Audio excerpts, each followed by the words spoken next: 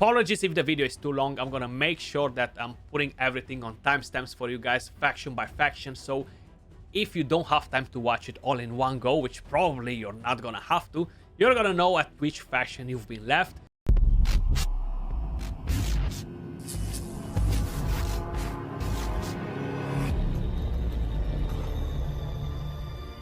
What is up, everybody? Skratch coming up with another Raid Shadow Legends video. Today we got Smiley TK on the channel on the very first collab we're doing here, guys. It's been a long time since we know each other, Smiley, so I'm glad to finally have you on the channel, brother. How are you doing? Welcome. I'm doing great. I'm great. Thanks for having me on, man. Absolutely a pleasure, guys. Make sure you head over and check out his channel. Drop him a subscribe. He has tons of awesome content. The link will be in the description down below or in the pinned comment. Today, we're gonna talk about the top 5 best epics from each faction. It's always good to have somebody else when we are covering this sort of content, because we kind of like can share a different opinion and talk about like, why do you like this champion so much? So hopefully this is gonna be helpful for you guys. If it is, don't forget to smash that like and subscribe. It definitely helps the channel a lot. Smiley, if you wanna start with the very first champion, we're gonna start with the Shadowkin, right? So we're changing it up a bit. Yeah. So the five, I guess the 5 best epics in each faction, starting with Shadowkin. We're gonna go with Taragi first. So Taragi is, yeah, he's incredible. He provides so much to his kit with the attack down on the A1, the provoke on the A2, and the ally protection and the reflect damage, and the poisons that he also brings from the passive. So he's really, really great in clan boss. He's a great in like against bosses, particularly in general, and Doom Tower. Like, he's just got an all-around champion. Yeah, I love Taragi. I feel like he's a very, very powerful champion, especially how you mentioned, like, bringing all these things in one kit really puts him at the very top of the list when we're talking about epic champions. Because there's so many champions, guys, that we gotta cover in today's video. We're not gonna waste a lot of time just playing around with them, so we're gonna try to be very brief and kind of like explain you why they're so good, right? Clan boss, Doom Tower bosses, how Smiley said. Moving over to the next champion, and I'm gonna have to go with Hotatsu here. A lot of people tend to don't like him so much, but the Leech on the A1, attack down on the A2, I wish this would have been a 100% chance to land it, honestly. That would have made him much, much better. We have increased defense, continuous heal on a 3-turn cooldown, and his passive being immune to debuffs, especially CC debuffs. And we have a defense aura for all battles. Great for clan boss, great for faction wars, and he can be great for a Doom Tower, secret rooms. Maybe you need him somewhere else, but I feel like all around he can be a pretty good champion, even for dungeons actually. What do you think about him, Smiley? So Hotatsu is actually one of my favorite Shadowkin champions, and because like he just has so much to his kit, just like kind of like the Taragi, is very similar. But I guess like the one bad thing would be the well, not bad thing, but the increased defense. It doesn't really apply much to the boss fight and faction wars because they ignore defense. Yeah. But other than that, I still bring him into the fight because of his leech and his attack down, and he's great all around. Yeah, I feel like he's pretty solid. What do we have next from the Shadowkin faction? Buranjiri, who is also fantastic. He has the provoke on the A1. The stun, AoE stun, is huge in many parts of the game. Just CCing waves during Doom Tower, or even CCing waves during the faction, and he's really, really great. He also has a strengthen buff on all allies, also a shield, and he's really, really great. What are your thoughts? Yeah, he's definitely very solid. And how you mentioned, he's not really a faction war guide. It's more like from the faction, and a lot of these champions can be used in so many other parts in the game. Like Burangiri, he can carry your ass on the Bommel, for example, all the way up to level 50 on hard mode. So he can actually do some work as well. I definitely like Burangiri, and I love the design on this champion. Love that bluish color, very, very nice. Definitely. Moving over to the next champion, I'm gonna have to go with no one else but Gembo. Talking about all this bluish color, he is such a freaking awesome nuker, man. Like, I wish they would make a legendary version of him that hits harder and is just like wrecking, you know, and ignoring unkillable and doing some crazy stuff. Maybe ignore Stone Skin Platinum. You should do another one, a better version of the legendary that you've done for the new faction. But we have Speed Aura for Arena. A1 attacks one enemy 2 times, steals the increased attack. The A2 attacks all enemies. Fully booked 100% chance to decrease the duration of buffs, and this cannot be resisted on critical hits. The A3 buffs increase crit rate, increase crit damage, grants an extra turn, and the passive immune to decreased attack, which is huge for an attack-based nuker, and ignores unkillable, right? Such a beast of a champion, man. I loved when they actually introduced Gambo to the game. Very nice. Yeah, if you guys are looking for, I don't want to say a budget nuker because Gambo is an excellent nuker, even though he's an epic champion. Like, he really is an excellent nuker. But if you guys are looking for a nuker that's not, if you don't have like a top tier legendary nuker, then Gambo's an excellent option for sure. And he can bypass this swift parry because of his ignore is unkillable and whatnot. So he's all around really great. And YST did use him for as a nuker for a long time on his account. Yeah, I feel he's definitely very, very solid. And again, a very nice design. What's the next champion that we have on the menu, Smiley? All right, the last champion we're talking about is Kinegashi. So this champion does have a turn meter manipulation on the A1 multi-hitter, and she also has a mini ally attack, but also fills the turn meter of all allies by 15%. So you could do a lot of fun stuff with her and just speed up your team to get around to their cooldowns really quickly, or just tune them up to make them go, right? But what's really interesting about her is her A3 that she's like the only legit reviver in this faction as far as an epic champion goes. She has a full, like a legit revive where she can revive an enemy and then give them turn meter, but also increases the defense of all allies by 2 turns. Yeah, she is actually pretty interesting as a champion, and she was part of a fusion as well, so definitely a lot of people should have her on if they skip the legendary fusion, because I don't think it was something very special, if I remember it correctly. Moving over to the next faction, I think I forgot to mention, but we're gonna skip the Sylvan Watchers because they only have a few epic champions in there, and yeah, we gotta let them to brew a bit before we jump on that faction. But the Dwarves, now we have a lot of awesome epic champions in here as well. It was pretty hard to decide, but I'm gonna go and start with no one else but Cornelia, creepy Cornelia. She was part of a fusion as well, and a lot of people felt a bit off with her, like, what, is she putting herself to sleep? You know, like, come on, what champion does that? But she's actually pretty interesting. The A1 has the chance to increase the cooldown of an enemy. The A2 has a 100% chance to play sleep on all enemies, so kind of like a mini version of Kaimar's A2 without stripping the buffs. Then the A3 places a sleep debuff on an ally, and this is kind of like the skill that makes her so unique. This is on a 2-turn cooldown, heals the ally by 50% of their max HP and fills their turn meter when the sleep debuff expires. Very nice. And if the sleep debuff is removed by taking damage, it heals the champion by 100%. And speed aura for all battles. She looks creepy, but she's freaking amazing. Wait. Yeah.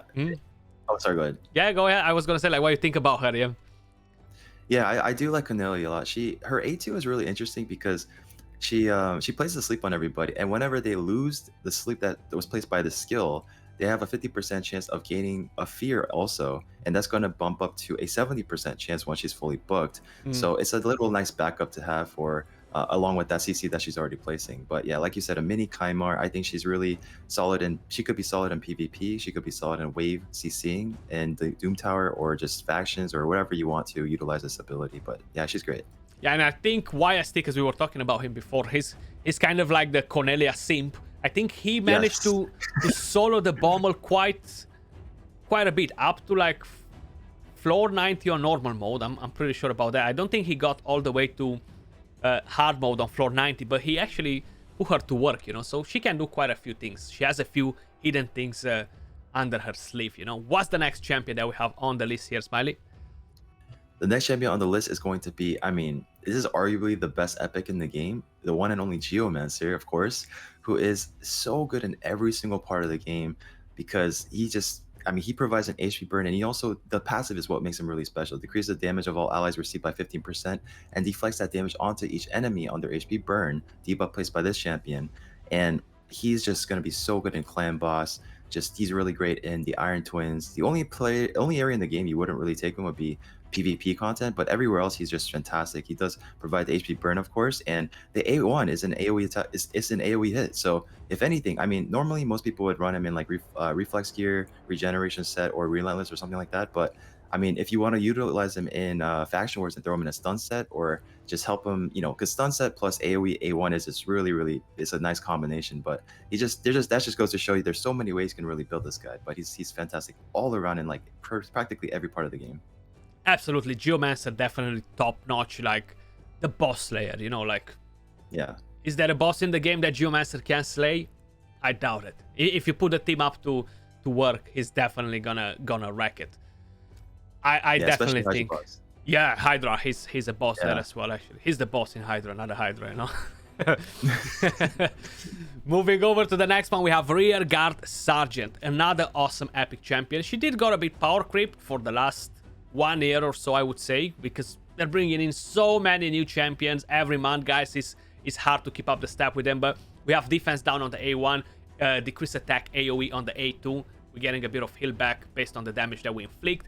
Then we have ally protection, continuous heal on all allies, HP aura for all battles, if I'm not mistaken. Pretty good base stats. Amazing to cheese the boss on stage 21 for faction wars with the ally protection and decrease attack.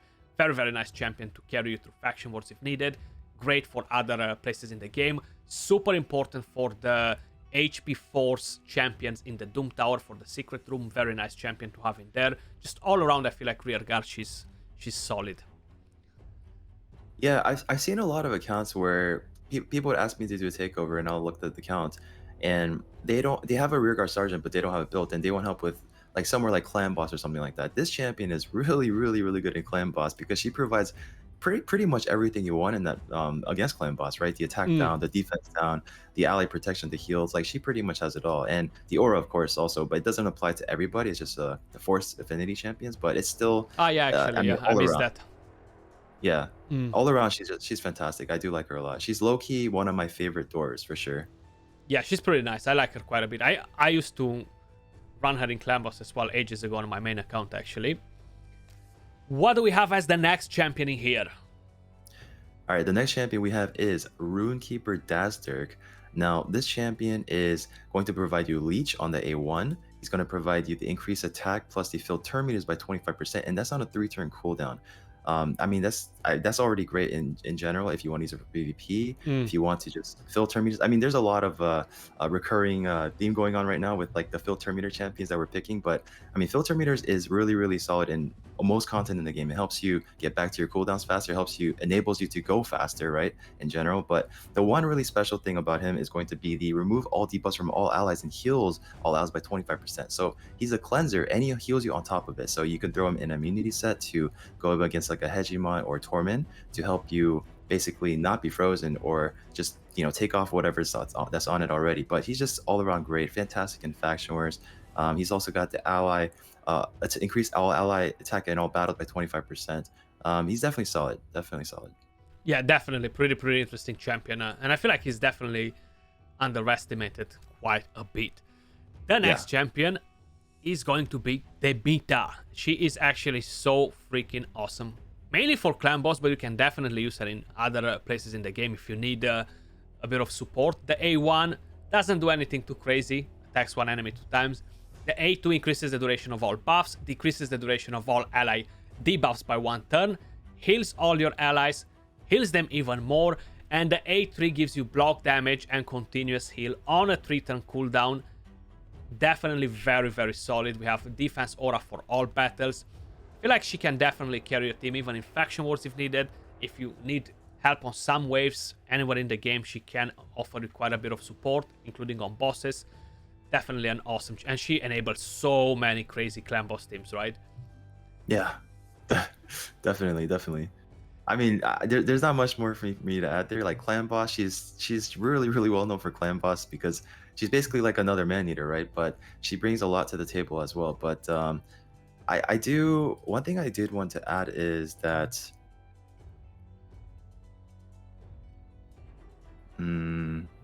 okay, you're gonna have to cut this out. I forgot. I was thinking of something and I forgot what I was gonna talk about. Yeah, but yeah, she's an all-around great champion. She's really great. Awesome. Moving over to the next faction, Smiley. What do we have from the Night Revenants? All right, for Night Revenants, the first champion. Now, this champion we've said for a long time this champion is like a legendary in disguise, but along the way we've had a lot of great champions come out, and I don't want to say he's no longer like one of those legendary champions in disguise as an epic, but he's still fantastic. But he is. Did I even say the name? Miscreated Monster. No, Yeah, we're waiting. Let's see. Okay, yeah, I jumped ahead. Yeah, so Miscreated Monster is the pick. So Miscreated Monster, he's going to provide you stuns on his A1. He's going to provide you AoE stun on his A2, which again is another recurring theme that we had from earlier. But stun is just a fantastic ability just to CC the waves for faction wars, or any waves in dungeons that you're trying to overcome, or even Doom Tower, right? But the one, I guess, like the one most infamous area, or most the well-known area for him, is going to be Spider, because he puts out a ton of shield, right, for your champions to survive and live longer against a spider fight. As long as you have other people to take down and do the HP burn and whatnot, it's going to be great. But he also provides an ally protection. He also provides heals for himself to stay alive longer. And yeah, he's been really well known for a while. Like, a lot of people do pull him and are very, very excited to have him. Yeah, I feel like he's still very solid as a champion, and you can use him in more areas than just the spider, how a lot of people tend to think about him, you know. The next champion that we have on the list is no one else but one of my favorites from this faction, Doom Priest. Relentless Doom Priest. Her passive equals thumbs up, you know. Heals all allies, removes a random debuff from all your allies. Increase attack on a 3-turn cooldown. The A1, nothing that special, but randomly drops a crit rate on an ally. And we have speed aura for force allies in all battles by 50. Not an amazing aura. What's really, really nice on this champion is the aura. Great for Doom Tower, great for clan boss, great for faction wars, great for pretty much everywhere where you wanna use Doom Priest. Awesome champion, and I just can't recommend Doom Priest enough, you know. Yeah, she's so simple, but she's really, really great. That passive she has, it heals every turn she gets, and also removes a random buff at the start of her turn. It sounds so simple, but it's just so effective in so many areas in the game. And I think there's a lot of people who sleep on her, but she's really, really great. She enables a lot of stuff in the game. Absolutely. What's the next champion that we have on the list, Smiley? The next champion we have on the list is going to be Sepulchre Sentinel. I don't know if it's called Sepulchre Sentinel or Sepulture. Like, I don't know. I call her Sepulture, but I'm well known as the #1 butcher. You know, like I butcher names like no one else. Me and Ash, like we're well known for this. All right, nice. Yeah, I've been corrected a lot, but we'll just go with Sepulchre. Sepulchre Sentinel. I mean, when she first came out, it was like, I remember I wanted to either go for her or go for Rotos, because at the time I didn't have an attack down champion that I wanted for my clan boss team, like her, and it was her with the Tyrell, and I didn't have a Tyrell at the time, and I opted to go for the Rotos because, you know, it's a legendary champion. But I was really upset that I didn't have Sepulchre Sentinel for a long time. But she's so good in clan boss, guys. Attack down on the A1, she has one of the most efficient attack downs on the A1 for an epic champion. And also she provides the block bust. She also provides the increased defense for your allies for 2 turns. And what's really interesting about her is her passive ability, which has a chance to block out any incoming damage that an ally takes, and that's once per turn, right? And it can buck up to a 50% chance to block that incoming damage. So she's all around great. She also has the defense in all battles by 25%. She's fantastic for clan boss. She's also solid for the faction wars, and yeah, she's all around great against bosses. Having the attack downs was great in general. So yeah, absolutely. Make her run on a 4-to-3 ratio for clan boss, guys, and she is a beast, keeping up the increased defense, block debuffs when you need it, making your team affinity friendly, deal with the stun, having the attack down, the passive, very, very nice. She's a very strong champion, and she actually got brought in the game together with the very first champion that was increasing the duration of buffs as an epic, right? We're gonna get to that champion in a second, but together they were an amazing combo. I'm gonna have to move over to the next champion, and that's no one else but Lady Erish. I'm just messing with you guys. Rector Dread. She is an amazing champion, a very powerful reviver. Veil, so much healing. The only thing I don't like is like the animation, you know, it's so freaking slow, like it's making you run a bit longer, but she's very nice as a champion. The A1 has a low chance of landing attack down. I mean, a 50% chance, fully booked, pretty decent. Heals all allies by 20% of their max HP. After the heal, if she's healing them to full, we're getting the perfect Veil, which brings in damage reduction and brings in more healing with the passive. Then we have revives a single ally with 60% HP and Termiter, and a Perfect Veil for 3 turns on a 4-turn cooldown, resistance aura for Doom Tower. Very, very nice champion. And she was pretty annoying for a while, even in Arena, for Platinum Arena, right? Yeah. And one other thing I want to add is that she's actually she's the only revive champion as an epic champion in this faction. So that's a really, really nice utility to have for a champion. But like you said, Arena, that's the first thing I thought of too. Like Arena, she was really annoying back then, especially on defense and plat. Absolutely. Rector Drat. What do we have next in the list? All right, so the next one in the list is, I'm actually kind of happy to talk about this one because if you guys know, I don't know if you know this, Skratch, but my favorite champion for a long time was Skullcrown. Was it, yeah? So, yeah, but Skullcrown is still my favorite epic champion. I can't say she's my favorite champion anymore, but she's still my favorite epic champion. That's because, I mean, back then pulling a Skullcrown was like pulling a legendary, right? Absolutely. Because there wasn't too many nukers back then you could really go for, and she was a fantastic nuker, and she's still a great nuker, no doubt. But we kind of throw in a mix here because she's sisters with the Senesha, right? So Senesha and Skullcrown, we kind of just threw in together as like a 2 instead of 1. But they both are going to be doing AoE on basically most of their hits, right? And they do a massive amount of damage if you want to use them for blender compositions. If you want to just throw them into, I mean, they're both really great in faction wars together in general. But stun set on them, again, stun set plus AoE hits is incredible. It'll take you many places. But yeah, again, Skullcrown hits really, really hard. And Senesha, she's going to be providing you with heals also. Now, I kind of want to say that Senesha might be like one of the most vital champions to have in faction wars because the AoE hit with the stun set plus the heals that she brings to the table, it's such a nice ability to have, and I really, really like Senesha. Yeah, I feel like they're both very, very powerful. And how you mentioned back in the day, Skullcrown was like, think about Tranda, you know, like how was Tranda, or how is Leorius now, like the craziest nuker who everybody wants to have it. And when you were attacking a Skullcrown, she was putting you to sleep instantly in Arena. It was actually very, very solid. Moving over to the next faction, we have the Dark Elves. One more thing I want to... Sorry, one more thing I want to add, though. So the Skullcrown, one more thing I forgot to mention is she does have the all increased speed battle in arena battle by 23%, which is higher than most champions in the game. But the one special thing I forgot to mention is that she puts an unkillable buff on herself when her HP drops below 20%. So you can literally have her nuke first, right, and then have your entire team die, and she can go again and then just nuke down the rest of the waves or the arena team. So that's what made her really, really special. Sorry, I cut you off. Go ahead. Yeah, absolutely. That's fine. Not a problem. So moving over to the next faction, we have the Dark Elves. Quite a few epic champions in here. So I'm gonna take the mic here first, and we're gonna move on to Dark Kael. Free champion from the Doom Tower. The only problem is it's taking such a long time to collect these champions. On the A1, attacks one enemy 3 times, so great on Giant Slayer. Detonates poisons and HP burn, very, very nice. To kind of like melt bosses. We have AoE attack down, and each critical hit has a 75% chance fully booked 100 to increase the duration of all debuffs on the target. Then we have poison sensitivity and poisons on a 3-turn cooldown. Pretty nice. And we have the passive, which decreases the crit rate of enemies under 2 or more poisons. Awesome champion, great on quite a few dungeons just to melt bosses. I wish he would be a Void Affinity, honestly.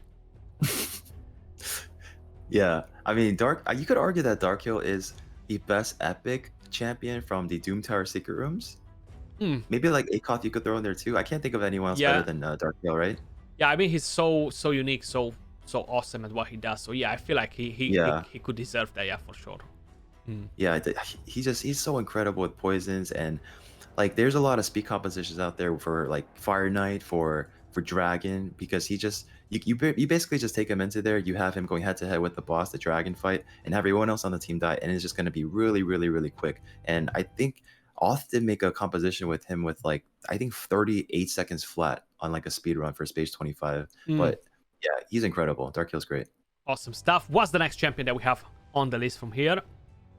So another recurring theme again, guys. Revive is very, very important. So we're gonna have to go with Kaiden. I don't even know how to say the name, but Kaiden is a defense-based champion, and he does provide a provoke on the A1. He also provides the AoE attack down on the A2, and this ability right here is his AoE hit. And for a defense-based champion, he actually hits pretty hard. He really does. And the one, I mean, of course, like the one what I was mentioning earlier, the revive on the A2 or A3 revives 2 random enemy or allies with 50% HP and places a 60% increased defense buff on them for 1 turn. Revive is very, very important in each faction, especially when it comes to faction wars, or if you just want to you have any mess ups along the way, like while you're doing Doom Tower, Secret Rooms, or anything like that, and you can just pick up your team and go again. So yeah. Yeah, definitely agree on Caden. He was actually very, very important for this particular faction for quite a long time before. Moving over to the next one, I'm gonna have to go with Sylar. I really, really like this champion. Talking about faction wars and just talking about generally about AoE champions, stun sets. Nothing else fits her better than a stun set. Okay, like just look at her outfit. That's how a stun set will fit her. That good. AoE on the A1, AoE on the A2, and decrease accuracy. And the A3 decreases the speed and the turn meter of all enemies. We have a speed aura for faction crypts. Such an amazing champion from this faction. Was super powerful for arena back in the day. Great for a spider dungeon, a lot of other dungeons as well. And she's amazing for faction wars, even for the Doom Tower if you need her somewhere. Yeah, Sylar is also one of my favorite champions in the game because I love her kit. Like AoE, again, I keep saying the same thing, but stun set plus AoE is incredible, and she's gonna carry you through Doom Tower like you mentioned, and she's going to be really, really great, even in like arena if you want to utilize her field or turn meter manipulating. And I actually did use her in Fire Knight for the faction games, if you remember. And a lot of people are wondering why, because she's not a multi-hits, but it's just like the fact that she has the turn meter manipulation and the decreased speed, which is fantastic. But yeah, I love champions with the AoE A1 particularly, and yeah, I think she's incredible. She's one of my favorite champions for sure. Awesome stuff. What do we have next from this faction, Smiley? All right, the next one we're gonna have to go with is Madame Cirrus. Now, Madame Cirrus is, for quite a long time, as people have regarded her as the arena queen, because she provides like everything you pretty much want, like strip, defense down without waking up the enemy. So she pairs really, really nicely with a Chimer, for instance, because Chimer puts them to sleep and she doesn't actually attack anybody with their the defense down and strip, and then she also puts the attack down on them as well. So she can do it quietly, and she also has a chance to fear people with her A1 and as well as her A2, which is a backup chance to strip enemies if they have any other buffs there.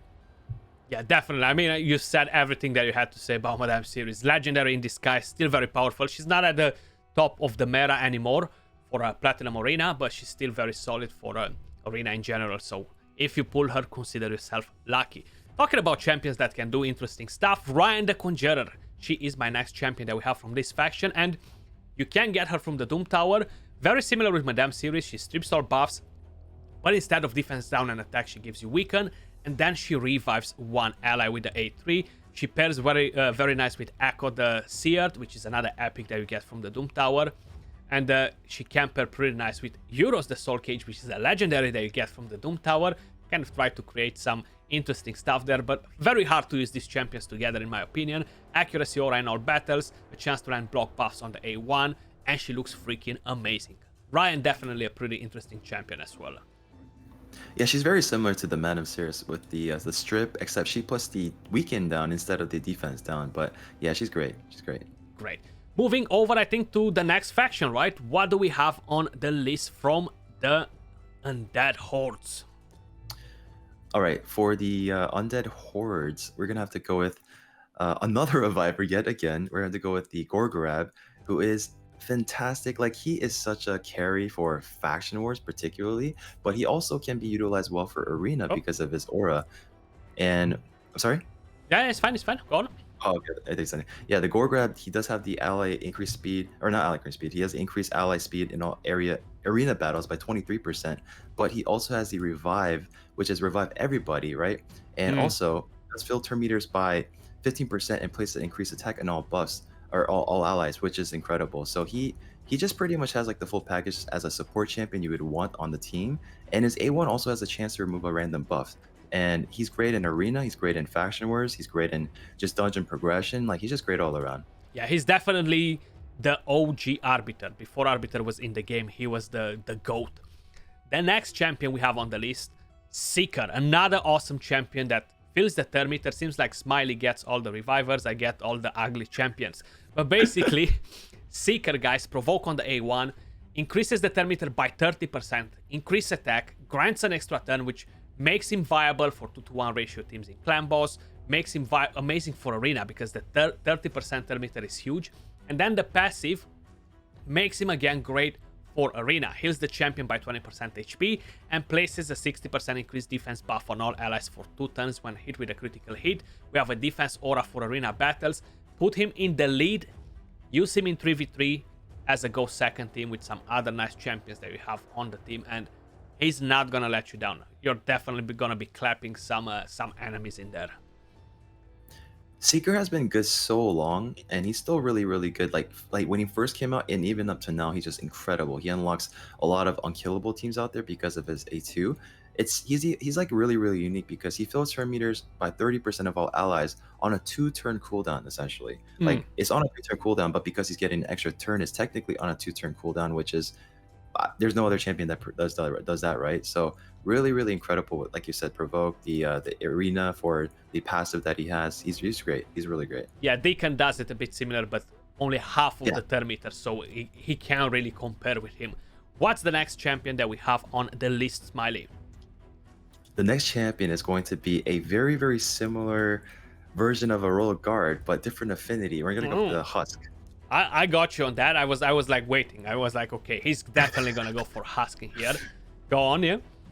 Yeah, so he does have the provoke on the A1, which is it could be really handy even like against like the Magna Dragon if you want to, but it's just provoke is a nice CC to have in general, and on the A1 on a multi-hitter, so it's not the highest percentage. Actually, it's pretty decent on a 40% when it's fully booked. And for the A2 is going to be his pretty much his main ability here, which is the AoE nuke. And now this ability is going to be very, very powerful in Hydra boss particularly, and it does massive amount of damage. And even if you want to utilize this in other areas in the game, he has a chance to stun the enemies as well. If you want to take him into like Doom Tower, if you want to take him into Faction Wars, this is an AoE hit that can just CC the waves and just help you get through it a little faster. And for the A3 as well, he also attacks and damage increases according to the champion's current HP. So his main thing is going to be the A2 here, but he's all around great. Yeah, I love using him for Hydra for the A1, the A2, Magma Dragon, how you mentioned. Solid champion, easier to keep alive, considering that he's an HP-based champion. Husk, one of my favorite epics. Moving over to the next one that we have here on the list, I'm gonna have to go with Vogot. Such a freaking beast, such an amazing tank. Great for arena, great for so many bosses in the Doom Tower. Even for Faction Wars, if you want to use Vogot in Faction Wars, it's actually solid. He does have an AoE provoke right here. The A1, a Giant Slayer, a triple hit, with a chance to increase the duration of a random debuff on the target. But what makes him amazing is the passive. The very first one, whenever this champion is attacked, heals all allies by 50% of the damage received.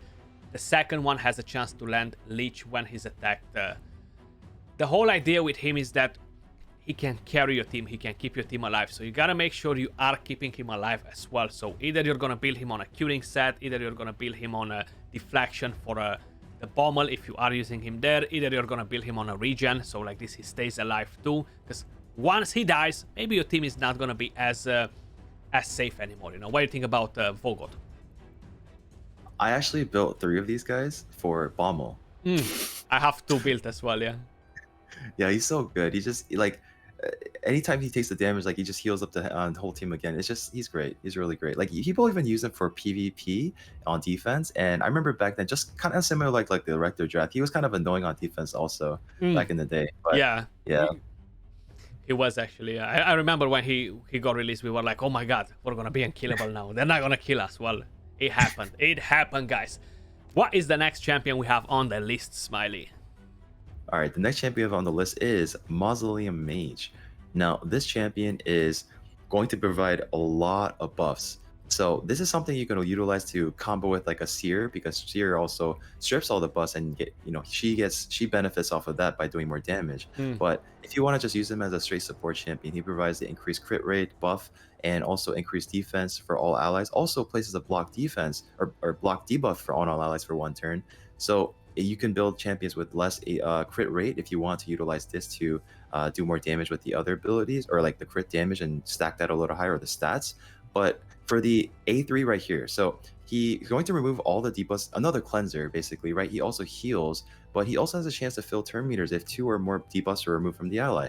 So he's going to be really great in just dungeon progression. Again, recurring theme, Faction Wars, he's incredible. Malzi Mage in Faction Wars is so insane. If you have him for there, you're set.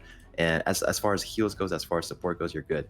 But even for the A1, he also has a chance to decrease speed, which is fantastic against champ, or if you want to slow down like bosses, like Fire Knight, for instance, or any other bosses like that, to try to slow them down a little bit. It's just a chance to land it, but it's still something. So definitely solid. Yeah, you couldn't have said it better, actually. Massilia Mage, he's pretty OG now. He wasn't a vanilla champion, but he's been in the game for a while, and honestly, he's still just very, very solid all around. I do want to give a big shout out to my boy Anax before we move from here. He's definitely my favorite epic champion for clan boss in terms of damage as a poisoner. He hits so freaking hard and brings just so much damage on the clan boss. I just thought I would mention him because, yeah, I can't go on from this faction without saying it. Demonspawn, right? So I'm gonna have to go here with a lure. Mainly because of Fire Knight, and mainly because of the Dark Fae, and just mainly because there is no other champion in the game that does what she does. Attacks 3 times at random, decreases the target's turn meter by 25 on each hit. That's almost a full depletion on a target, guys. 75% turn meter. The Fire Knight Queen, we all know her, we all love her for it. The A3 has a chance to ignore some defense when we're hitting. Hits pretty decent, but nothing too spectacular. The A2, again, doesn't do a lot of damage, attacks all enemies 2 times, lands the small version of defense down, and if they are under defense down with the second hit, she's going to be able to place the sleep, or if they're under defense down before. So all around, she is pretty interesting as a champion. What do you think about her? Yeah, one thing to add is like you don't need to book this champion. She's like one of those few champions like you really don't need to book her. Exactly. You're pretty much utilizing her for the turn meter manipulation against like Fire Knight, Dark Fae, Faction Wars. She's incredible. You pretty much said everything though, so she's great. Absolutely. What's the next champion that we have on the list here? Let's see what you're thinking. The next champion is going to be Achak, who is going to be providing AoE freeze, which is a fantastic CC, but that's not the only thing she provides. Or he? I don't know if it's a... I'm not even sure. I'm calling him Akak. I'm not even sure. You see, we're all... Okay. I think he's hard. He's a no gender champion. This one probably. Yeah. We'll just say Achak. So Achak, so the one thing is Achak doesn't provide 100% freeze, but you can book it up to a 90%, and you could even bump that to a 95% with the mastery, right? So really great CC, and also Match Hack does provide the block debuffs on allies for 1 turn, and in strengthen, which is very powerful, just protecting your champions, keeping them alive longer, and also has an ability to heal allies by 5% of their max HP every time an enemy is under HP burn, and fills her meters all allies by 10% every time an enemy is under freeze gets a turn. So you see a lot of synergy there going on, and for the A1 as well, decreases the duration of 1 random buff if the target is under HP burn, and has a 30% chance of decreasing the target's turn meter by 50% if they're under freeze. But she's most notably known for just like the CCing capabilities for DT waves, or even like Spider, really fantastic in Spider, and yeah, great all around. Yeah, definitely awesome champion. I love the synergy with the passive, very unique in that aspect. So hopefully we're gonna see more champions like this. I'm gonna have to go for the next champion, and that's gonna be no one else but Magnar, the #1 HP base nuker in the game. And no, it's not Verself, guys, because that's conditional. Magnar wears the crown, how you guys can see. It's a weird shaped crown, but pretty solid. HP based champion. The A1 attacks 1 enemy, has a chance to land defense down. The A2 attacks all enemies, places an extra hit on targets that are not under HP burn, which is very nice because that will enable him to do more damage. The A3 attacks 1 enemy and applies a debuff spread effect, taking 2 random debuffs from a target and placing them on all enemies under HP burn. Of course, he will not spread the CC debuffs. We have a defense aura for Doom Tower, and the passive gets a bit of a healing here, but all around he's well known as a massive nuking powerhouse. Yeah, he's got one of the best multipliers in the game, especially for an epic champion, and it's based off of HP, so it's a lot easier to stack damage in that aspect. But yeah, well said. What a freaking awesome design as well. I love that fire on him. I was just like stuck on it. I was just looking, What's the next champion that we have on the list here? The next champion we have is going to be Umbral Enchantress, who is amazing for CCing. Once again, CCing is just... She's got the ally.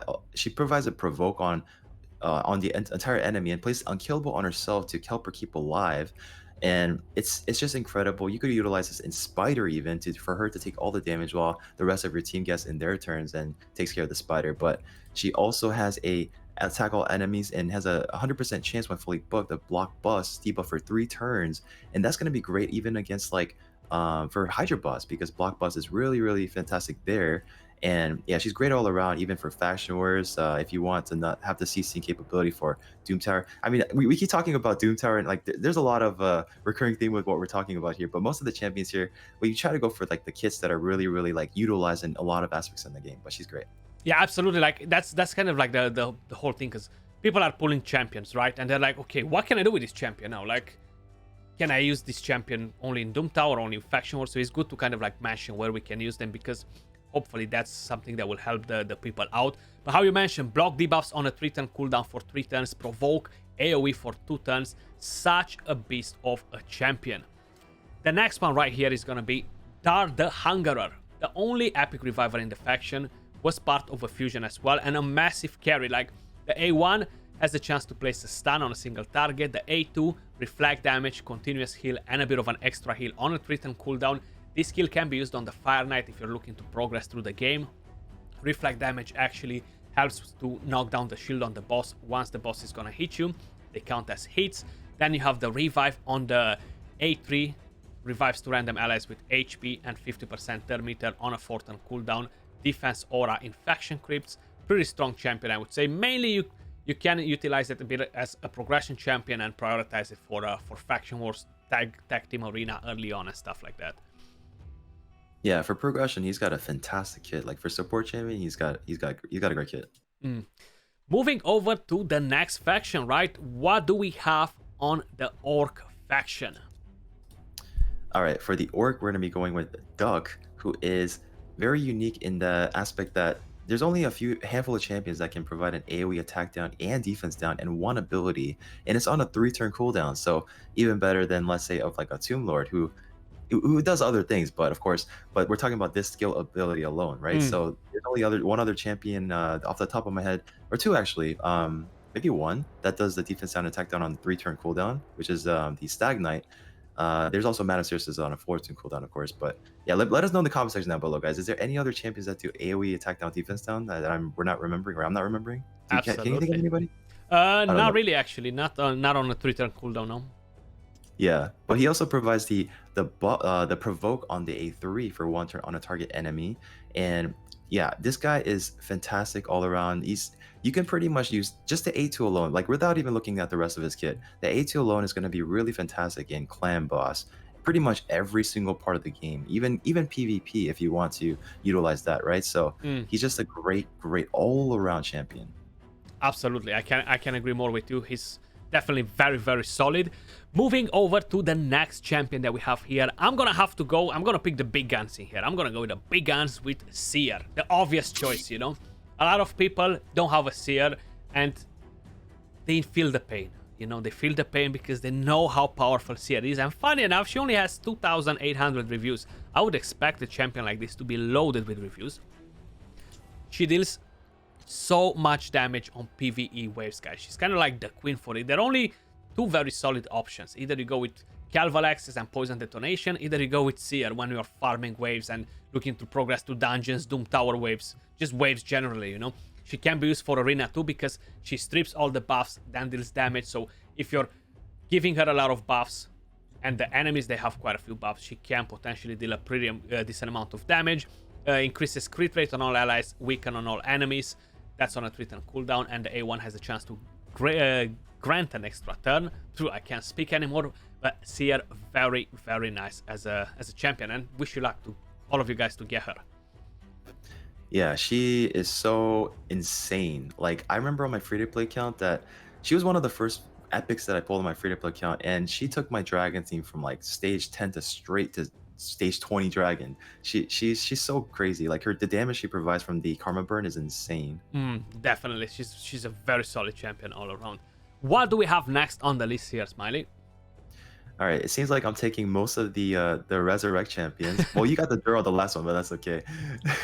So we're gonna have to go with the Jorg, who is very very similar to a Gorgrub actually, Mm, because he also provides the attack up and on all allies for 2 turns, and also a fill turn meter for 20%.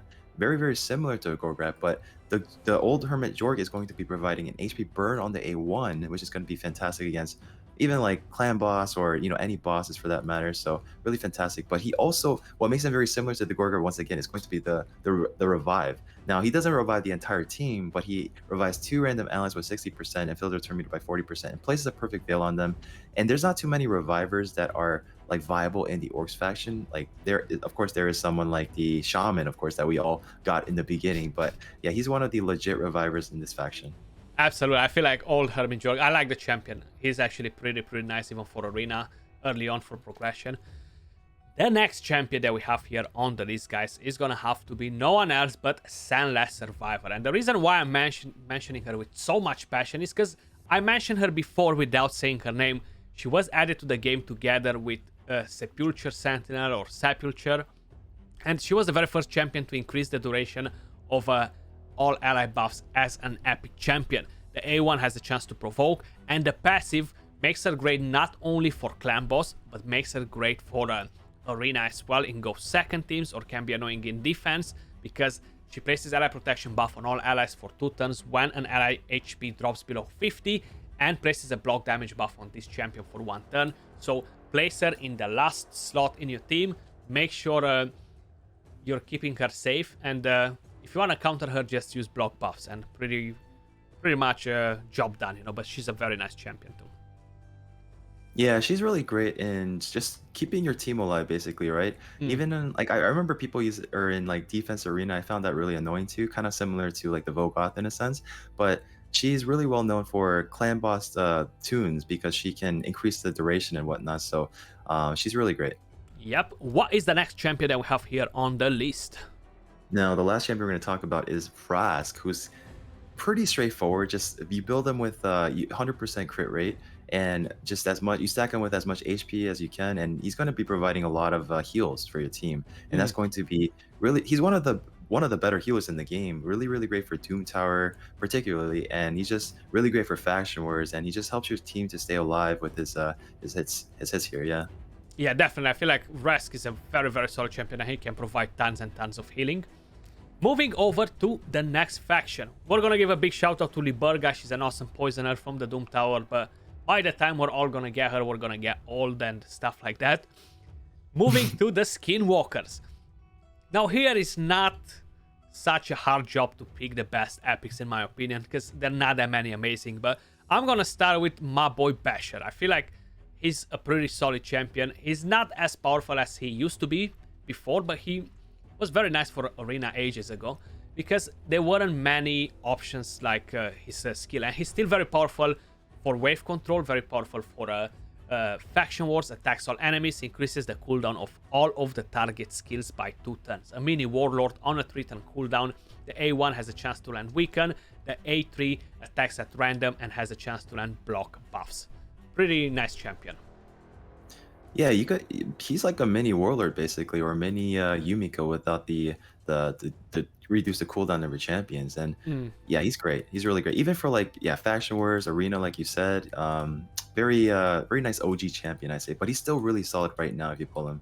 Absolutely. What is the next champion that we have on the list, Smiley? The next champion is, I know we were not really talking about the poisoners much, but we have to talk about Fane because absolutely. she provides a very unique kit here with the defense down and weaken. Now, it's not on an AoE ability, but it's a single target. And what makes her she's really great in clan boss particularly. She's really well known there. Now, her defense is not the best here because her base defense is really low. So making her survivable is kind of tough.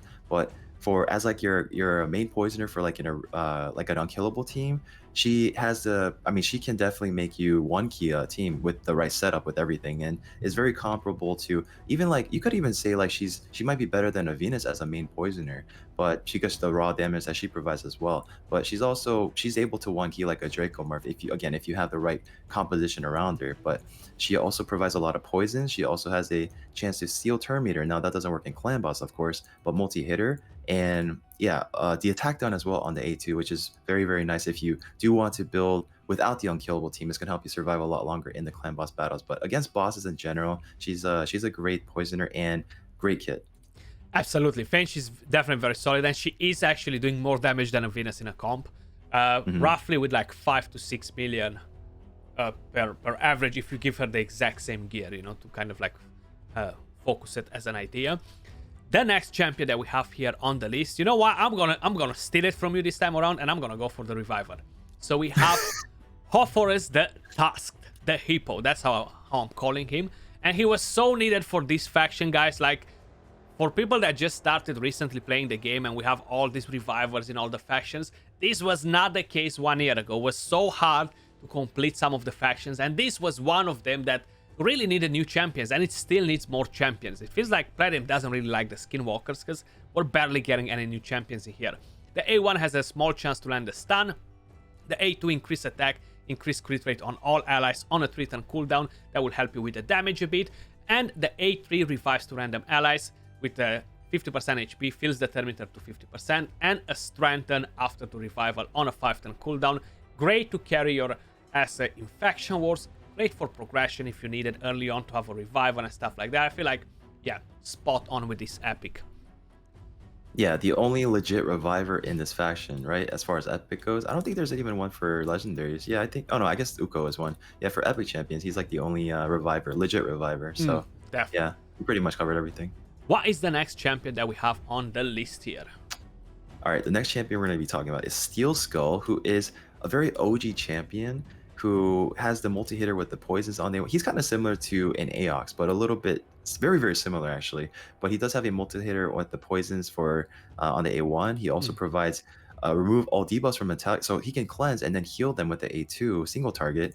And for the A3 here, he can heal the entire team and put a increased defense buff on all your allies. So he's one of the OGs back in the day that a lot of people use in Clan Boss.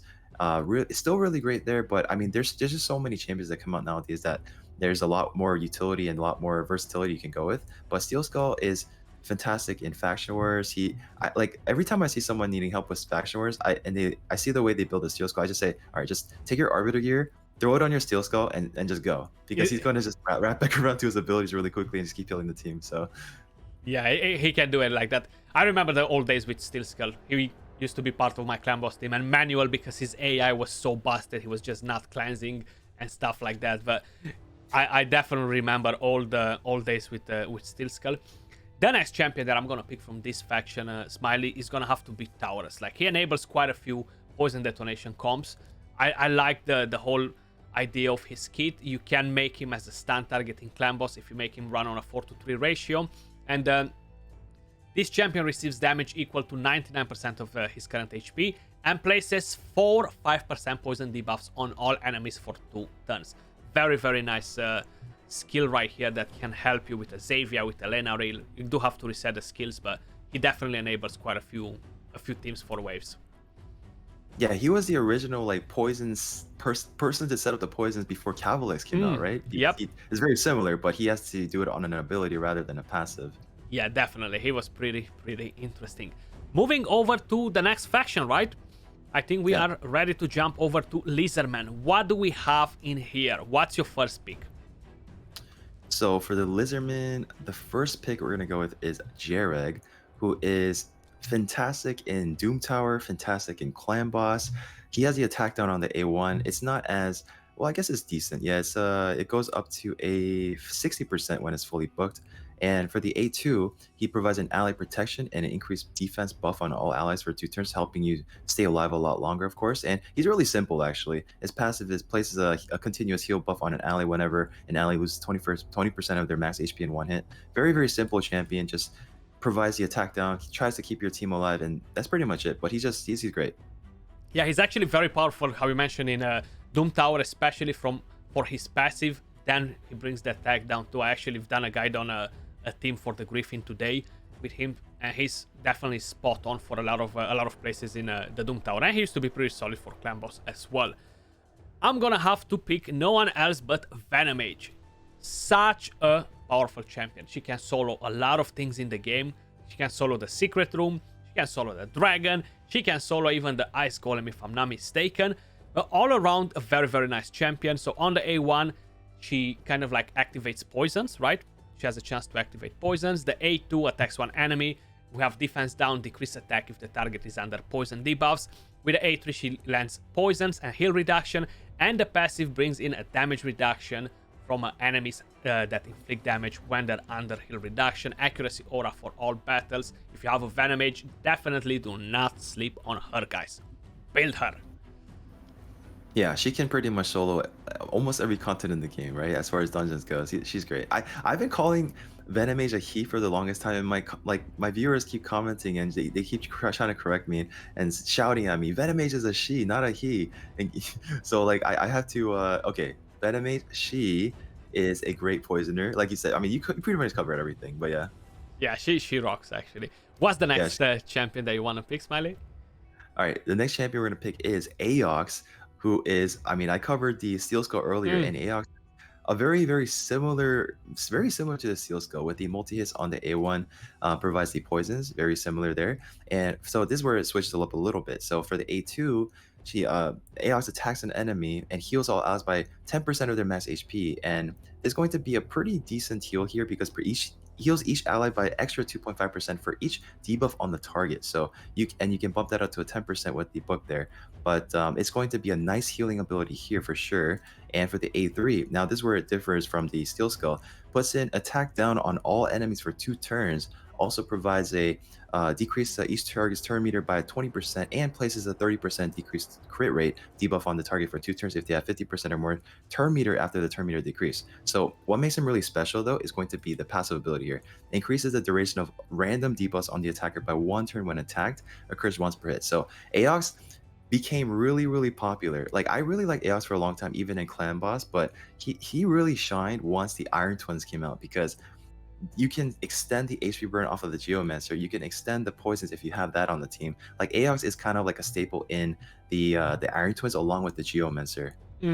Yeah, it's definitely a nice combo. He's seen a value surge with the new dungeon that was added to the game. 100%. Pretty interesting champion Aox actually. I'm gonna have to pick next. It's gonna be a bit of a should I go with this? Should I go with that? But I'm gonna take your Reviver again. Brosman, this is a free champion. It's a permanent fusion. You can actually fuse this champion as many times as you guys want if you have the rare champions. Freeze on the A1, increase crit rate, increase speed, and turn meter on the A2 on a 3-turn cooldown. And then we have revives 2 random ally with block damage. Super powerful to carry you through faction wars. And early on, you're going to be able to get this champion probably in the very first couple of weeks, right? Like if you are playing properly, you're going to be able to get him in the very first couple of weeks. And oh boy, he's definitely going to carry your ass if you don't have a lot of champions, you know, like a lot of support champions in the game. A lot of people end up pulling this champion. They're kind of upset because you know, he doesn't look the coolest. Like he's a free champion per se, but he's actually a great champion. Like there's not he's like the only legit revive in this faction as far as epics goes. Yeah, Ranma has revives. Yeah. He also has the freeze capability on the A1, which is really good, particularly in faction wars. Now, Ranma is going to shine in faction wars the most. Absolutely, yeah. I feel like he's very solid there. And do you have another pick for this faction, Smiley? Yeah, I think we're on the last one here, right? So we're gonna have to go with the Skathix, who is a fantastic support champion. He's actually probably my favorite epic champion as far as a cleanser goes. Now, he's going to be so for his A3, he cleanses the entire team, right? Removes all debuffs from all allies, then places a block debuff and a shield on the allies for 2 turns. Now the shield buff is equal to 20% of this champion's max HP. So it's going to be a nice bump after you cleanse everybody to keep them secure and safe even after the cleanse happens and the block debuff is there. But he also has a chance to strip the enemies by stealing 1 random buff from each enemy on the A2. And it's really nice kit to have in general. And the A1, again, decreased speed on the A1 is incredible. It's always great to have. And also plays the block damage on the champion for 1 turn whenever their HP drops below 30%. So this champion is really great in faction wars, really good at... He's just a really great all-around support champion. Yeah, he can definitely be pretty good against the Iron Twins Fortress too. Good for Arena as a cleanser, good for Clan Boss as a cleanser if you don't have better options. Definitely don't sleep on Sketics. It can benefit your account quite a bit. Moving over... Yeah, go on, sorry. Oh, sorry. And that cleanse capability, okay, like I think we talked about earlier for the did we talk about Battle Stage or was it Sky Touch Shaman? Were we not there yet? We haven't talked about those yet, but we are about to pretty soon, yeah. Okay. Yeah, so against like Hegemons, against Torments, this guy is incredible. Throw him in immunity set, then you're good to go. Absolutely, yeah. He's definitely gonna do amazing work in Arena with this skill, yeah.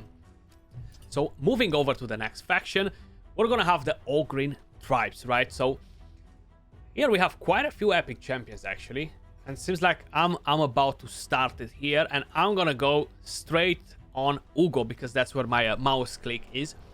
Such a freaking amazing champion. Like, we have block buffs on a 3-turn cooldown for 2 turns, defense down, huge for Hydra. I would arguably say that she is the best block debuffs champion for Hydra in the game. I really feel like it, yeah. Then we have the Leech on the A1, and I wasn't always on this opinion. Like, at the beginning, I really liked Umbral Enchantress, mainly because of all the affinities switching around. But now she kind of grew on me, you know. And the A3 removes all heal reduction debuffs from all allies, then removes a random debuff from all allies and heals the allies by 20% of their max HP. She does have a chance to revive, but it's very conditional, and same with the passive as well. But all around, Ugo is a very, very strong champion. Yeah, I mean, you can take her anywhere and everywhere, basically, right? You pretty much covered everything, though. She, like, Hydra Boss, incredible, yeah. Yeah, definitely. Why is the next champion that you have on the list from this faction, Smiley? We're gonna have to go with Skull Crusher, one of my other favorite champions in the game. OG. So, yeah, another OG. So Skull Crusher, you pretty much pull a Skull Crusher, and it's gonna take you from, like, whether you're stuck at easy, normal, brutal, hard, or Nightmare, Ultra Nightmare, it can pretty much just take you to that next difficulty, essentially, right? There's only 3 champions in the game that can provide an counterattack on your entire team, except he doesn't provide it on himself. He puts Unkillable on himself, but there's Martyr, there's Valkyrie, there's Skull Crusher, then that's pretty much it.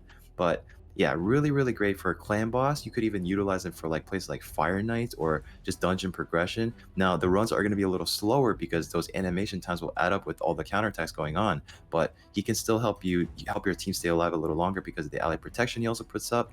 And yeah, and he puts an Unkillable on himself, so it helps him stay alive a lot longer too.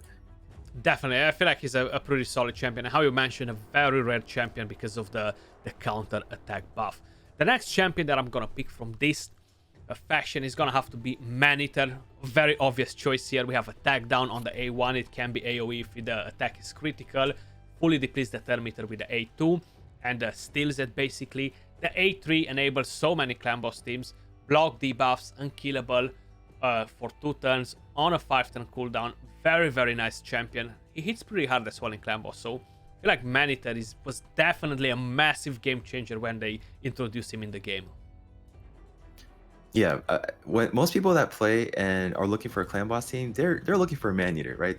I want to pull 2 Man-Eaters, then I can make an unkillable team and do Ultra Nightmare right away. Basically, that's the idea, right? Yeah. So clan boss is what he's most known for, but I guess like a lot of people don't know this, but you could utilize him in other areas too, like even in like PvP, particularly against like Mortem Macabre defense teams, because he puts it unkillable on everybody and helps your team stay alive because Mortem Macabre's not going to down anybody with that. So it's really good. He can be utilized in PvP. I have seen people in Platinum try to utilize him on offense against the Mortem Macabre teams, but yeah, he's great. You pretty much covered most of it though. Yeah, he's actually strong there as well. I prefer to use Sir Nicholas for different reasons. Me too. It's definitely a very viable option for the Arena, for Spider because of the Thermometer manipulation. Even for Fire Knight, I used to run him in there for quite a while. The next champion that we have on the list here, Smiley, what do we have? And I've even cheesed my faction wars with Man-Eater like a lot. When it was a lot harder back before all the nerfs came out. Yeah, I used like 2 or 3 of these guys and like just a bunch of randoms, and it just pretty much just autoed it. Yep, great. I've done the same actually. Yeah, done the same thing. Yeah. All right, the next champion we're going to talk about is going to be, I'm going to be taking Skrank here. Now, a lot of people read his name and they forget the R there, and I actually did the mistake of doing that too on a video. I called him that instead on accident, and I could have stopped laughing about it. But yeah, he's he's a Void Affinity champion, and he provides an AoE HP burn, which is, I mean, there's not, I mean, there are a lot more AoE HP burn champions in the game now, but this is another option out there for those of you that might have him, or you guys don't have any other AoE HP burn champion. And AoE HP burn champions are really, really great in Spider, particularly, can really be really good in Doom Tower, particularly the waves, right? Because the HP burn that add up and take damage over time is really great. But as far as the rest of his kit, he also has a weaken on the A1. He also has the, well, I mean, if you put the HP burn on them instead first, then it's going to be a much higher chance of proccing that. But he also has a chance to heal himself basically from the A2 and increase his attack for if they have a HP burn. So really all around great champion. But I would say focusing on the AoE HP burn aspect, he's just, for that is going to be a really, really great usage for all affinities because he's a Void champion. Yeah, definitely a great addition to the game, actually. I feel like the Spider dungeon is one of the toughest dungeons, so we definitely need more champions to kind of like help us deal with it, you know? The next champion that I have here, I'm a bit like, Eurogrim, Grudge the Mangler, but we're gonna stick with Eurogrim because he gives us the speed aura for all battles, poisons on the A1. He was nerfed because he was very, very powerful when they introduced him to the game. More powerful than Battle Khazar. We have a cleanse on an ally and heal on a 3-turn cooldown, and then we have 2 poisons and a continuous heal on all allies on a 4-turn cooldown. Very nice to use for dungeons, I feel like. He can be used for clan boss if needed, and great for faction wars as a support champion. All around, I feel like Eurogrim, he's still a pretty solid Void epic champion, yeah. Yeah, when he first came out, I was so shocked that they made an epic champion that does what Battle Khazar does, but better. I know, right? Like, it was so insane, crazy. Right? So, yeah. So crazy. But yeah, you pretty much covered it, though. Moving over then to the next faction, we have the Barbarians. We have 4 factions left, guys. What do we have from the Barbarians? All right, for the Barbarian, I'm going to have to go with is the Ferrican the Fat. Ferrican the Fat is one of the more rare champions in the game because he has pretty much brings all your allies to attack with him with his A3 here. Places a 30% increased crit rate on a buff on your allies, along with the increased crit damage as well. And it's for 3 turns, then all your allies except for this champion attacks one single enemy. Now you could use him as like a blender composition for arena. You could use him for just that extra damage you can proc on the clan boss, or just even like dungeon progression in general. But he's really, really, I mean, again, ally protection. There's not too many champions that have, brings the entire team to attack with them and whatnot. So that's really great just in itself. But he also, for the A2, he provides an HP burn and poisons in the same ability. And it's going to be 100% proc as long as it's booked out. And for the A1 as well, really great A1 because it's defense down is just great all around against bosses particularly. And yeah, and also deflects 20% of all incoming damage to this champion receives onto all allies. And this damage will be spread equally across all allies. So just all around, a lot of people do want to go for this champion because he's really great. Yeah, he's definitely one of my most favorite epic champions in the game. Very powerful. He just brings so much stuff with his kit to the game, The next champion that we're gonna pick from this faction, Smiley, is gonna be Skytouch Shaman. So I really, really like her kit all around. The A1 heals by 50% of the damage inflicted if the champion has less than 50% HP. The A2 removes all debuffs, block debuffs, and a revive on that buff on all allies for 2 turns on a 4-turn cooldown.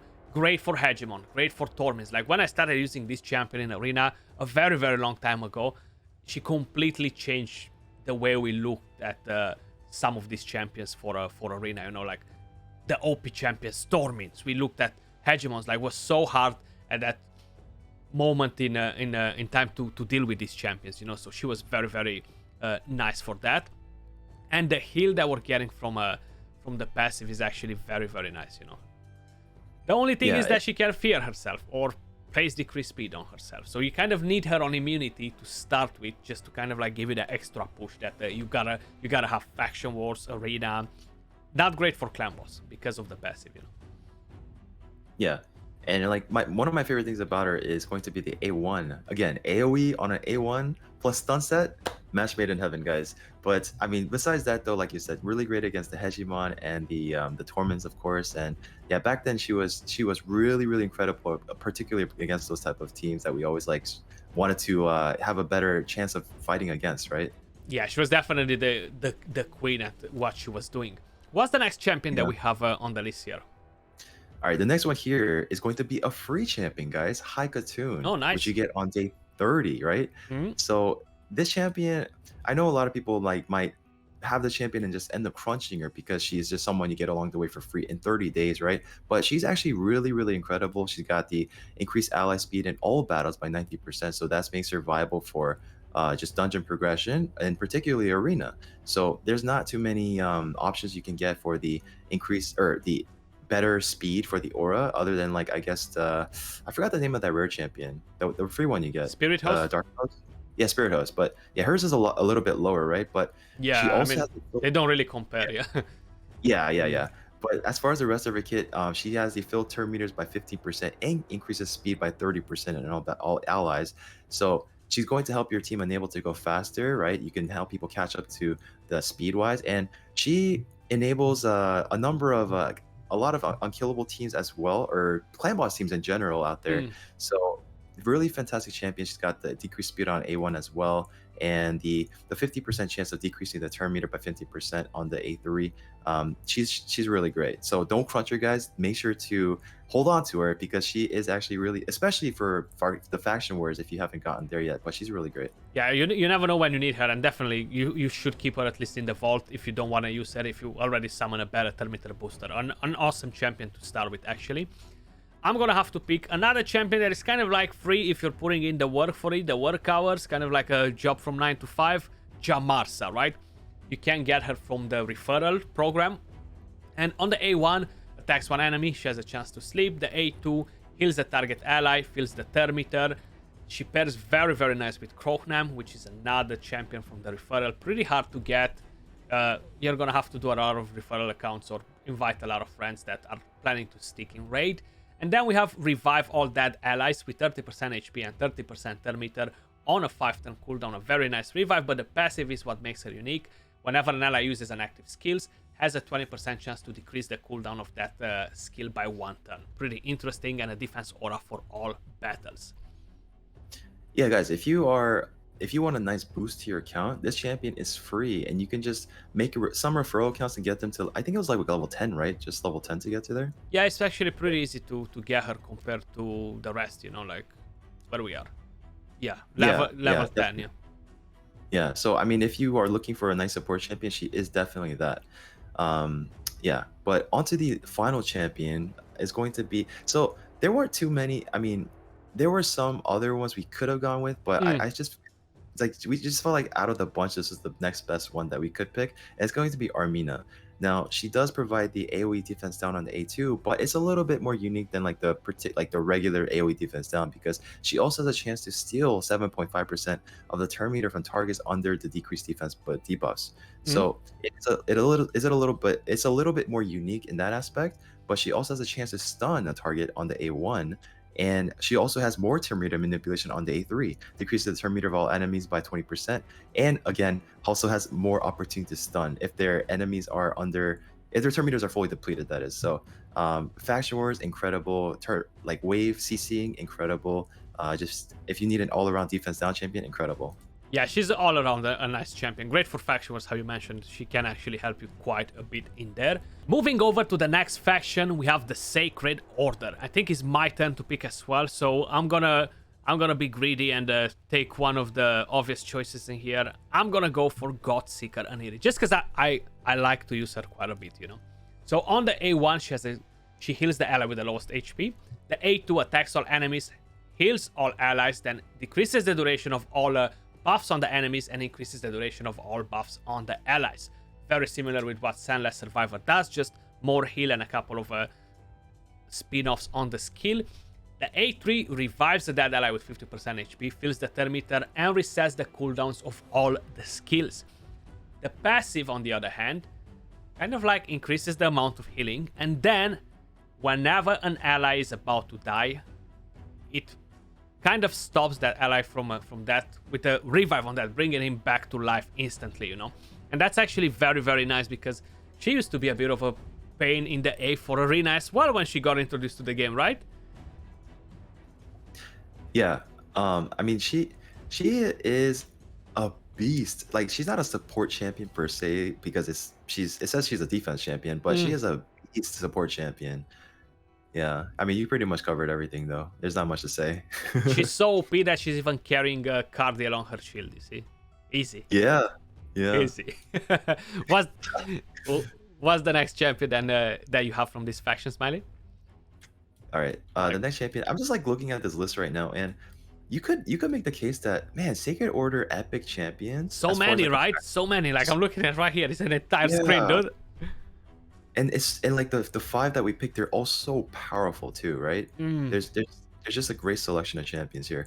But the next champion we're gonna go with is Deacon Armstrong, who is incredible, guys. He's like basically like a mini Lysandra, but he's unique because he has an ability here to pretty much fill turn meters by 50% and decrease the turn meter of all enemy by 50% and grants an extra turn on top of that. So you can turn meter manipulate, boost up your team, go again, and then you can put an AoE defense down on the enemies as well. So really, really incredible. Also has the leash on the A1 if anything. And on top of that, guys, he also has a 90% speed aura for all allies. Just incredible.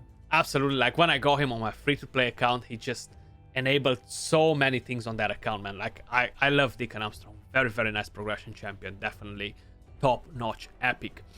I'm gonna have to pick then another reviver. Seems like on the second part of the video, I'm getting them all. I'm gonna go for Cardinal. She is the most unique reviver in the entire game because of the way of how the skill works. Revives all dead allies, heals them by 25%, not a big deal, but then boosts their turn meter to the max, enabling them to take a turn no matter what speeds they have. So if my champions have 110 speed and the enemy has 400 speed, my champions are gonna go first because their turn meter is gonna be boosted to the maximum that the game can handle. Very, very nice thing. The A1 has a low chance to land poisons. A2 heals an ally and increase defense. I actually fed this champion the very first time I pulled her when I started the game. I was like, what? 10% chance to land poisons. Get out of here, you know? But she's actually pretty powerful. Yeah. I can't say I ever fed her when I first got her, but yeah, I mean, she, like, for arena, people use her in Stone Skin, right? That's one of the options because everyone else dies. If anything, she stays alive and she can res everybody and go again. But even in like faction wars, she's just so good. Like, you could argue this is the best res in the game because, again, like you said, full turn meter, you go right away, full revive. You could really argue that. Yeah, absolutely, because it's so freaking powerful, you know? What's the next champion that you have on the list here, Smiley? All right, the next one is going to be Mordecai, another AoE Speedburn champion, who is, you can use this guy at like right off of a shard pull as long as you haven't booked for the second ability here, A2. He's going to, oh no, sorry, not A2, the A3.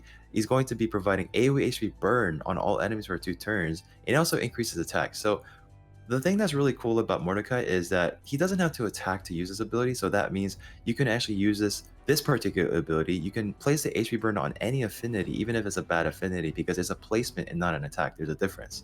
So you can use it in really, you can use them against the spirit affinity, right? Actually, is it spirit? Yeah, spirit. No. I'm confused right now. Yeah, Spirit Affinity. You're right. Yeah. Yeah, Spirit Affinity. I'm thinking of Pokemon right now. I got it backwards right now because blue beats fire and then yeah. But so he's really great in Spider. He's really, and if you want to build them up, if you want to like level up, if you want to build them up a little stronger, then you could take him into other areas in the game that can help you progress as well.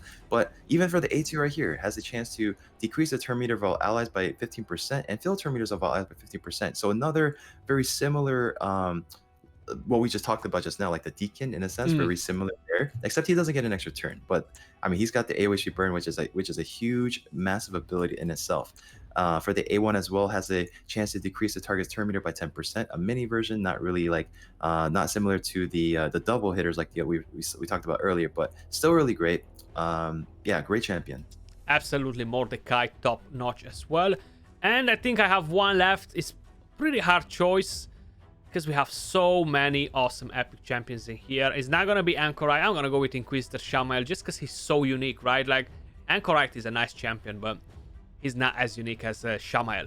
The A1 attacks one enemy. We have a chance to decrease the duration of a random buff. a triple hitter on the A2 will ignore 25% of the target's defense and will ignore 25% more for each buff placed on the champion. You can make him ignore 100% defense, which makes him very powerful. He can one-shot a lot of champions. Not as great now because of reaction and all these crazy sets that are ruining the fun in the game.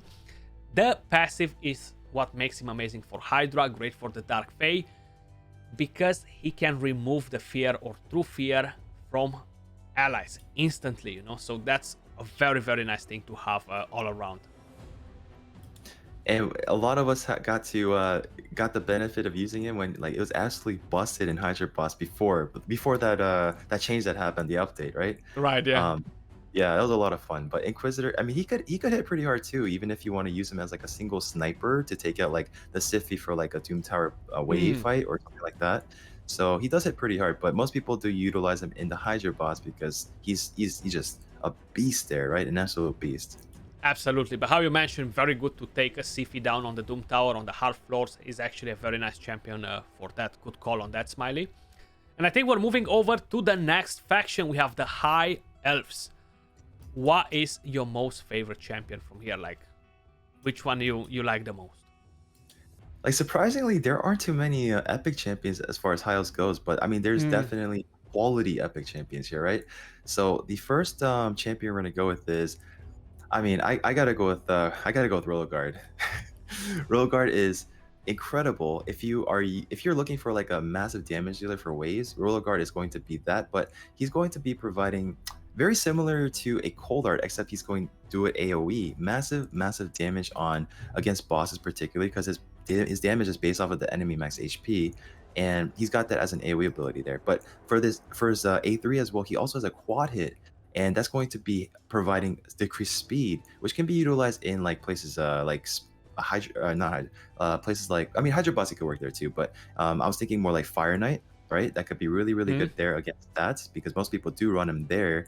And also like other areas like Spider, of course. Now Spider is not going to be as great for stages 21 to 25 because the damage is is capped, but it's going to be better against like stage 20 where you can do just a massive nuke damage. But where he's really shining right now to this day is going to be in Hydra Boss, where he's just providing pretty much he's providing massive damage. That's what it is, really.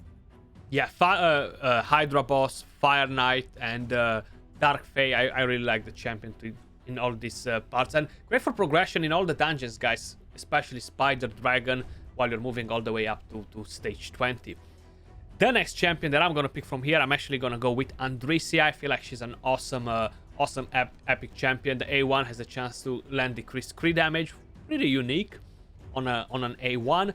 The A2 has a chance to land the stun, and that can be on a 2-turn for 2 turns on an enemy.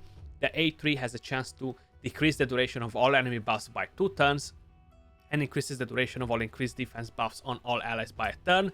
And we have this passive, which places ally protection on the ally with the lowest HP. This is going to be on a 5-turn cooldown, will not be placed on this champion, and she places a strengthen and an increased defense buff on the champion for 2 turns. Pretty nice all around as a support champion.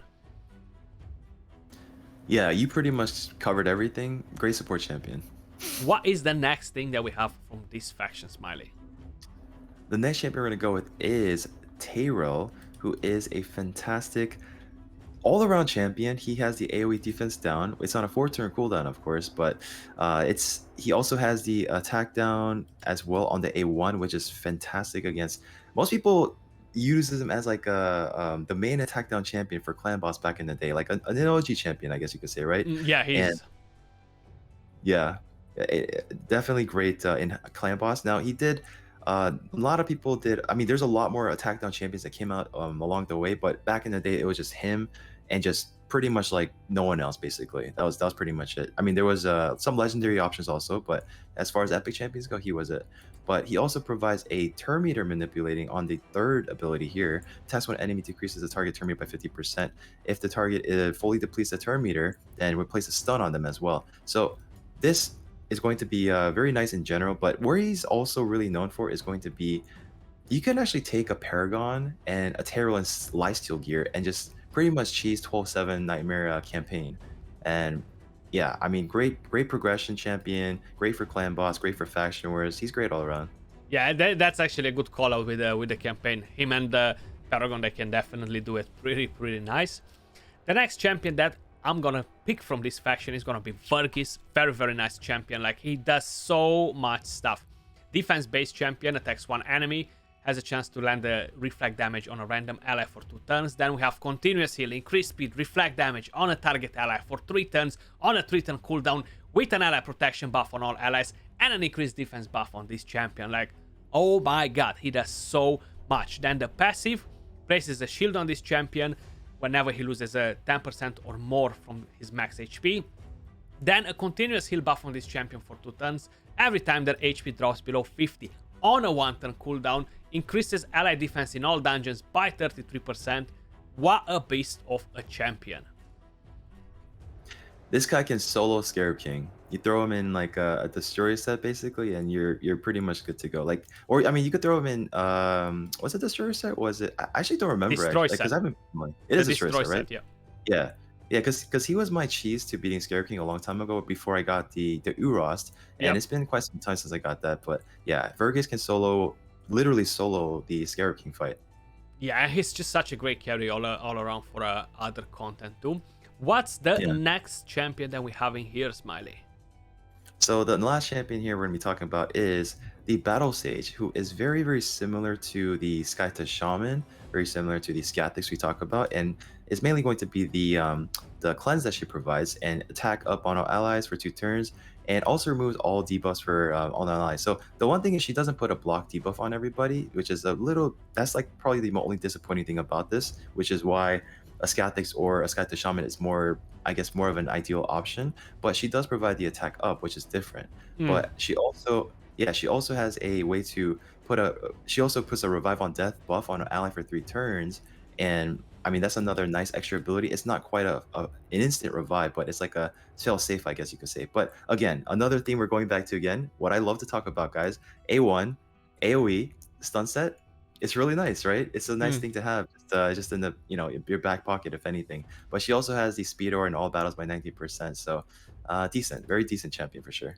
Definitely, I totally agree with you on Battle Sage. I wish they would buff her A2 and put a block buffs in there as well. It would be amazing. Moving over to our very last faction, guys. I'm sorry if this video went on for a while. Hopefully, it's gonna benefit you and it's gonna make you understand where to use the champions. But the last faction, Bannerlords, I'm gonna go again with the most obvious picking here, because why not? Let's get all the revivers from Smiley. Ursula the Mourner, Void Epic Champion. On the A1, she has the chance to decrease the target star meter. The A2, increase attack, decrease attack. AoE, basically on all allies, on all enemies, on a 3-turn cooldown. A very nice skill. Then revives all that allies with 75% HP, fills the turn meter to 50, increase defense and strength buff on all allies for 3 turns on a 5-turn cooldown. Speed aura for Doom Tower battles. Her base stats are not that amazing, but she can be a massive progression champion for PvE. Yeah, I mean, great utility, great support champion. Definitely one of the best in the game as far as like just support, like a support champion. Yeah, definitely. Very interesting champion all around. For an epic, I feel like she's very solid. What's your pick from the Bannerlord, Smiley? Let's see. All right, the next champion we're gonna go with is the $50 Horden. No, I'm just kidding. Yeah, that's the one. We definitely want to see a Horden, the $50 champion. If you guys don't know, they were trying to sell packs with Horden. $50 the price with the crappy gear set, and Horden there just holding his axes. But yeah, don't buy him next time when they're gonna try to sell it. Yeah. So my choice is going to be Stag Knight. So I did talk about Duck earlier, and I said Stag Knight is very similar to the Duck. Now the Stag Knight is very similar to. They're very similar together. But again, one of the rare champions that has a AOE attack down and defense down in one ability, which is the A2 here, and it's on a 3-turn cooldown. So very fantastic. It's going to be going up to a. It's going to go up to a 85%. Oh no, 95%. Yeah. Yeah, and then with the Sniper Master, you can book it up to, or not book it up to, but you can bump it up to 100% chance to land. So this you can make it 100% chance. So for the A1 as well, has the double hitter, decrease the speed. Very fantastic against like Fire Knights. Very fantastic against just just bosses in general. Not obviously not the clan boss or the dragon because you can't reduce their speed, but very very all around solid kit. He's kind of simple actually, right? Just he has like two abilities, right? He also has the chance to increase accuracy buff on an ally, which is also great. Very simple, but so effective. He's easily one of the best progression all around champions in the game that you could pull, if anything. Oh, absolutely, because you can use him Fire Knight, Dragon, you can use him in the Spider, Doom Yeah, Tower, Faction Wars, even for practically Arena. everywhere. Yeah, pretty much. He's actually very, very nice and very simple, how you actually mentioned. The next champion that I'm gonna pick from here, I'm gonna have to go with Giscard the Sigil. A very solid epic champion. We have a defense aura for faction creeps. The A1 has a chance to land decrease attack. The A2 lands a provoke and puts a shield on this champion. The A3 increase defense, increase attack on all allies on a 3-turn cooldown. The passive fills this champion's turn meter by 15 whenever they are attacked by an enemy under provoke or increase attack. Very, very nice. The only problem is he's not that amazing for clan boss because this passive will kind of throw him off tune on affinity. He's good on void, but not on affinity because the clan boss buffs increase attack and he's gonna get to attack him and that's gonna mess up your tune. But all around, he can be a pretty solid champion to do quite a bit of work for progression and stuff like this for you. Yeah, definitely solid champion. You pretty much nailed everything. What is your next pick, Smiley? Let's see. All right, so you've been stealing the resurrect champions from me, right? The revised. I'm gonna be stealing the unkillable champion from you this time. We're gonna have to go with the Warcaster. So Warcaster is going to be providing a block damage. It's not quite the same as unkillable, but block damage for 1 turn. Now you can use. He's really you can utilize him in unkillable teams, right? You do need to set up with other champions, of course, but block damage is really really fantastic even in like clan boss, faction wars. And the one thing that's really great about him as well, he also has a block buffs that's an AoE. So if you need that against like the Valkyrie waves and faction wars, for instance, you have a chance to proc that. And also if you don't have any options for block buffs for Hydra boss, this could be an option for you as well, even though the percentage is not as high or 100% like other champions, but it's still something that could be better than nothing, right? But also the A1 has a 40% chance when bugged, this 50% chance can stealing 2 random buffs from the target. So that could be again utilized. Let's say there is a Valkyrie that put off like the counter attack on herself or the whatever. You could steal the shield and the buff or whatever. So just a nice backup option if anything. And yeah, very solid champion. Absolutely, Warcaster is great. You can make him to run in a lot of unkillable teams, and how you mentioned, he could be potentially used in other places to kind of like help your progression, guys. Because that's kind of like what we're looking for. I'm gonna have the last wording here. Archmage Helmet, champion from the Doom Tower. I think he is the very first epic you're getting. Great to run on Fire Knight stage 25. I've seen people feeding this champion and it's actually such a letdown because they have no idea what they're missing on. But basically, we're getting increased speed, increased crit rate, increased crit damage on all allies. Amazing with Seer. The A1 has a chance to hit and fills the turn meter of the champion, right? Then the A2 attacks one enemy, also attacks all other enemies if the first attack is critical, and the second hit has a chance to land stun, and this skill actually deals pretty solid damage. He is immune to turn meter manipulation, speed aura for arena battles, 17%. All around, Archmage Helmet, pretty nice champion. What do you think about this champion, Smiley? Skratch, did you say you heard people, you saw people crunch this champion? Yeah. Oh my god. That's painful. It is actually very, very painful, yeah. I've seen people crunch a ninja, and that was painful too, but this is just as painful. My gosh. I know, because they can never get him again. Yeah, you can't get him again, guys. Don't crunch him. What are you doing? Yeah, Archmage Helmet is, I mean, the amount of buffs he provides, right? I did say earlier that Darkhill is, you could argue that he might be the best Doom Tower Secret Room, but I totally forgot about Archmage. He's actually insane also.